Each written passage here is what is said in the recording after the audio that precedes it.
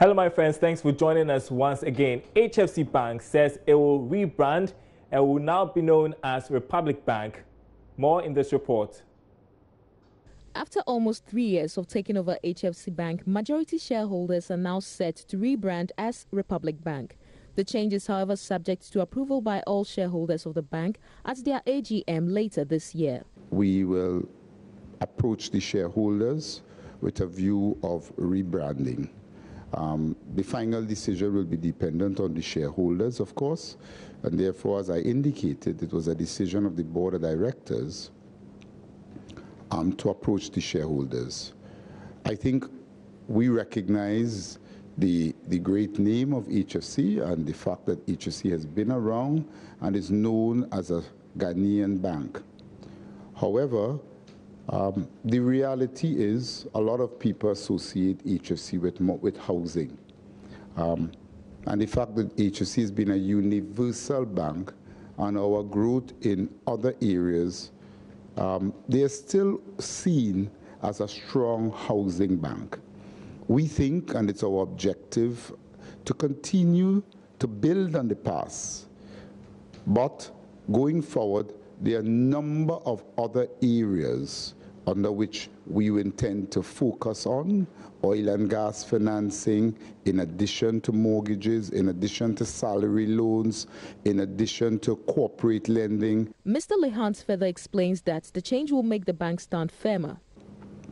Republic Bank is a BBB plus organization by Standard & Poor's, which actually places it as one of the strongest institutions here, if the bank would say our parent, in Ghana. And as such, we think a closer association with such a strong, powerful institution with $1.5 billion in equity and over $11 billion in size will actually rebound to our benefit. Meanwhile, HFC Bank has recorded one of its best half-year financial performances in the history of its 27 years operations. The bank's profits after tax went up by some 52% to 26.5 million cedis. Now, not-for-profit organization Invest in Africa is pursuing legal training for small and medium enterprises. A training workshop organized by the organization in collaboration with AB and David Law Firm is expected to build SMEs' capacity to be able to seek better deals when exploring joint venture partnerships. In an interview with Joy Business, Ghana manager for IIA, that's Invest in Africa, Sam Brownfield, said the training will expose SMEs to the legal consequences associated with joint venture partnerships. There's more in the following report. Participants at the forum were drawn from the African Partner Pool website hosted by Invest in Africa, a non-profit organization promoting African economies. The purpose is to inform small and medium enterprises on the legal implications in partnering with other businesses. Sam Bradford is the manager for Invest in Africa Ghana. It is just another aspect of businesses that we wish to highlight.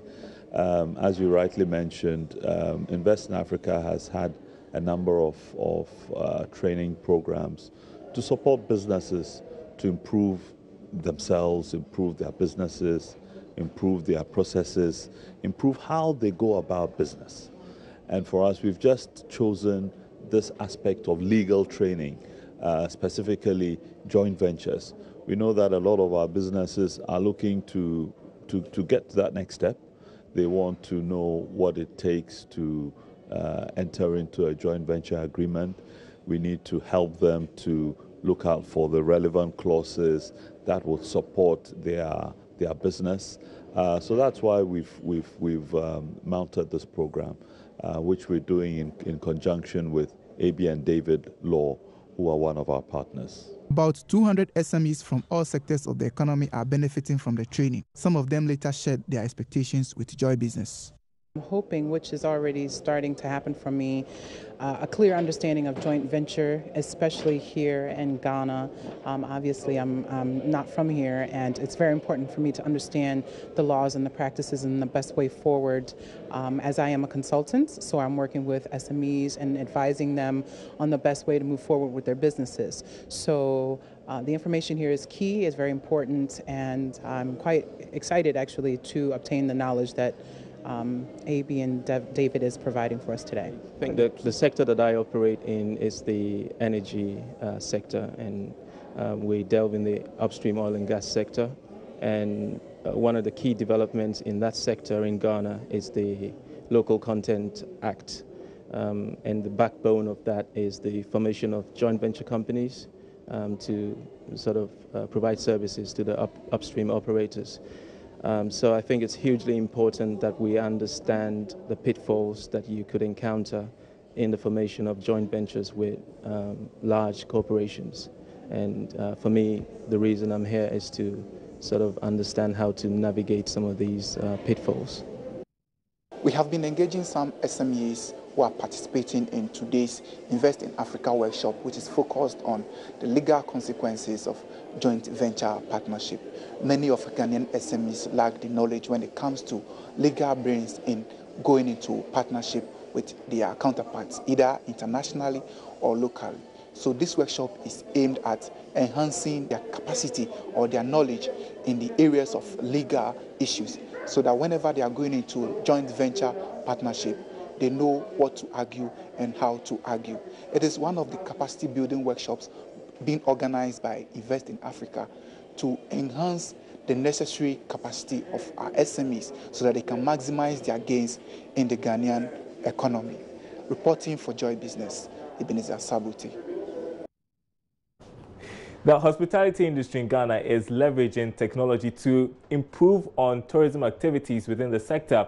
A new handy mobile phone device has been developed to complement some of the services offered by hotels. Here's Sarah Josu's report. The gadget is expected to change the face of travel and tourism in Ghana. Handy, a flagship product of Think Labs Limited, provides an integrated, innovative travel solution combined with the functions of a personal smartphone as well as a travel guide and city map. West African Regional Manager of Handy, Kel Bakoko, told Joy Business this innovation also offers an opportunity for app developers and businesses to advertise their products. We understand that in the hospitality industry, it's a very tight industry where everybody is doing the same thing, all right? But remember that a better service gives a guest some satisfaction. Then when you engage your guest, then now you can now get greater income, and ultimately you can promote whatever you want to promote to the guest. But if the guest is not satisfied, if you're not connected to the guest, then whether your bar, your spa, your gym and whatever, the guest doesn't know about it. How many times have you read a pull-up banner in a hallway or even opened a book in a hotel room to see what they are offering? You don't have the time. But if I give you a mobile device as a hotel manager used to make free local calls, get connected, then I push you all the offerings I'm giving in the hotel. Now it increases my revenue. I get extra source of revenue. A typical example, if say they're playing football now in my room and I'm thinking about going down across the street to go watch the football game, but you push me a notification saying, hey, there is a match going on down the bar, buy one beer, get one free. I can invite all my friends in the other part of the city. Now let's come to my hotel room. So we watch the football game, we buy a couple of beers, we buy more beers, and you make money as a hotel facility. Giving you a typical example, even the local developers in this city, in Accra, can now leverage on this technology in terms of advertisement, those who are app developers, those who have content. You heard a minister talking about it. We can put all of these on this device, extra eyeballs to very high profile people who visit our city, and that's what we want to focus on. 6 major hotels in Ghana have so far signed on to the revolution. General Manager of Accra City Hotel, Roman Krabel, pointed out that the way forward for the hotel industry in Ghana is to continue to utilize technological innovations. The future of the hotel industry in Ghana is, I believe, one of the outstanding ones from all over the world. Ghana is a major key player in Africa. We are one of the leading countries in Africa. We have a proud country, and now we are working on also to bring more tourism in. Ghana is wonderful from the north to the south, from the west to the east. So there is a lot of things going on, and there are so many new products, new hotels are built now, coming up. And of course, every new place has the newest technology. And we want to show the world what is available and what is happening in Ghana. Nobody believes us, but we are ready. But, this is the newest technology in the hotel business worldwide, and we are very proud to be one of the first hotels in Ghana, and not only in Ghana, in whole Africa. Reporting for Joy Business, Sarah Josu. Now, the Buankwa Inland Port is set to become operational by the end of this year, with initial carting of transit cargo by road from the ports. Negotiations are ongoing between government and potential investors for a public-private partnership on construction of a rail line, a key component of the project. Nana Asensu Mensah reports. Chief Executive of Ghana Shippers Authority, Benonita Bismarck, said government is determined to leverage the project to creating employment for the youth. She tells JoyNews government is set to revamp the project anytime soon. Because the railway project is not going to take anything like 2 weeks. It's going to take between 3, 5 to 7 years. We cannot wait for all of that to be completed. So we can look at it, some interim measures that can be taken. A pilot project, whilst we wait the railway to complement what the original intended purpose was. So we're going to do the access road and then get technical people to help us as to what to do with the roof to forestall the leakages, and then paint, and then set the project into motion. The minister said he had received a lot of proposals, a lot of expression of interest. We need to follow due process, advertise, invite investors. Currently, we are not in a position to take the project off. We've sunk a lot of money into it. We're looking to recoup, but we cannot sink any more money because we don't have. So we're looking forward for a strategic investor to help us to do that. Mrs. Bismarck said government has fully paid compensations to all those who lost their land to the inland port project. But we have compensated the people whose land it is. The Asante Hene kindly gave us the land, we paid for it, and there were some schools here which we had to demolish, and we have built 2 new schools for the community. Everybody's compensated, and if you can see, the land has been properly demarcated with teak trees and barbed wires. If there were any such issues with the community, this wouldn't have been done. So I'm not aware of anybody who is complaining. That hasn't come to my table. So if you have any such information, please pass it on. Nana Asensu Mensah reporting. In other news tonight, the CEO of Guarantee Trust Bank, Likan Sanusi, is encouraging all banks to embrace technology as an enabler rather than for competition. Speaking on JoyNews' business leadership program, The Executive Lounge, he said bankers must stop viewing financial technology such as mobile money services and other financially inclusive technologies as a form of competition, but rather as enablers to enable them provide faster and more efficient services to their clients. I kept telling my officers that it's an endless journey we are in. The only thing we should do as individuals with technology, make sure we play our best, do our best, and then leave the rest for the next generation. Some people in the past have done what they could do. The first time I entered Barclays Bank in the UK years ago, and they gave me, I was able to lodge money, slip-free banking. This is wow. Slip-free banking is today given. And as soon as I made the lodgement, I got a notification on my phone. You have just made a lodgement of so much in your phone, on your account.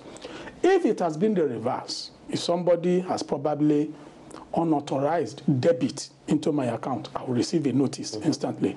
Those are basic convenience. In the past, what do we have? We used to have, you have to wait till the end of the month to receive a statement in the postal box. By the time you are getting the statement, the money has been taken weeks before then. That's and then you begin to go to the bank. Okay, or maybe it was even a wrong debit. Anyway, that is the way we in Guarantee Trust Bank we look at. And it's not us alone. I mean, a good banker under the current dispensation should begin to look at technology as an enabler. The thing is here to stay. The only thing you can begin to ask yourself is, how can I use this thing? Let us say it's greed, we want to make more money, but the other bit of it, the other side of the coin is we want to put convenience at the doorstep of the customers. Looks like it's going to be an interesting discussion. Don't miss Executive Lounge over the weekend, 6 p.m. on Saturday, 8 p.m. on Sunday. We want to move on now, and the United States Ambassador to Ghana, Robert Jackson, is calling on regulatory bodies to support Ghanaian exporters to expand their markets in the U.S. According to the ambassador, even though the U.S. government has extended the African Growth Opportunities Act, AGWA, for another 10 years in favor of African countries, Ghana has not been able to fully utilize the opportunity of the initiative. He made the remark in Accra at a validation workshop for AGWA organized by USAID and the Ministry of Trade and Industry. Ghana began developing the AGWA strategy last year following the renewal of the program for another 10 years. The renewal took effect in 2015 and ends in 2025. This is to enable Ghana make maximum use of the opportunities under the initiative, with emphasis on intensifying the country's export transformation agenda. At the opening of the strategy workshop in Accra, U.S. Ambassador to Ghana, Robert Jackson, said the $29 million worth of exports from Ghana to the United States last year is not good enough, considering the numerous opportunities AGWA presents. AGWA is an opportunity for Ghana to access the U.S. marketplace, increase exposure for made-in-Ghana products, and create jobs. However, Ghana, frankly, has not taken as much advantage of AGOA as I would like. In 2015, Ghana exported $9 million worth of goods under AGOA. In 2016, that number increased to $29 million worth of goods, of which $12 million were for non-oil products. While this upward trend is encouraging, it is totally inadequate. And we can make substantial increases to trade between the United States and Ghana, and we can work to ensure that Ghana is more fully integrated into the global economy. On his part, Deputy Minister of Trade and Industry Robert Ahumkalinse reiterated government's commitment to creating the enabling environment for Ghanaian businesses to benefit from the initiative. And we talk about this strategy, the importance of this launch. We should bear in mind that Ghana and Ghanaian businesses, and those of you here and those further afield, have access, advantageous access, to the largest market in the world, and it's up to us to take full advantage of that. The national strategy provides our ministries, department of agencies, as well as the private sector, with structural guidance for evidence-based decision-making. Because we also need to understand that while the AGOA has been renewed again from 2015 to 2025, great news, we must realize that the opportunity will not hold itself out in perpetuity. We need to take advantage of this, and we in government are very, very keen to provide all the necessary environment to provide the support to our businesses to go. The African Growth Opportunities Act seeks, among others, to increase intra-regional trade in Africa and exports to the United States.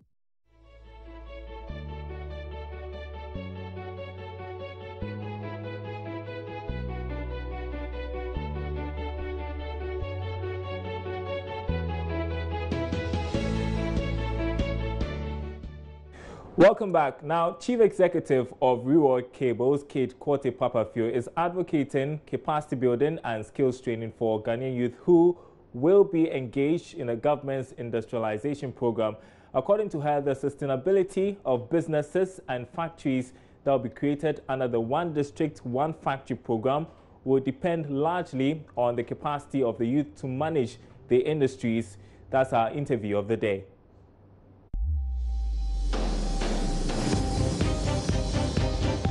Interview of the day is brought to you by EcoBank, the Pan-African Bank. The program, which is actually a laudable program, it is a laudable idea, the One District, One Factory. The key thing also is how we can train our people to sustain the investment, to grow the investment, because at the end of the day, how we can hold our hands together to integrate what we have will go a long way. And then also how we can also train our youth for them to take it up. That is a real laudable idea. This is an idea that we have to get. It's not just one day wonder, but they need to actually carry up, and then we need to also train them to come up with their ideas, new innovations, and new developments in all the areas in terms of agro-industry. But don't you think much have been done? Because before someone presents a business plan, he has done all the background, checks and other, and he's well equipped. So don't you think all these trainings and capacity buildings have been done before? Oh no, we've done it before, but technology is changing all the time. We cannot say that, well, we've done it or this is how we've been doing it. But the question is, what's the new technology that we can actually add on to it in terms of expansion? I mean, in terms of time consumption, and in terms of how we can even profitability, in terms of even waste. Because, I mean, in all of that, we have to look at how we're going to cut waste for us to even make an impact, timing, and the way, our attitude. So all actually comes into the extent of training the people. So you think more investment must be done in training? In terms of more, yes, more investment must be done in terms of training.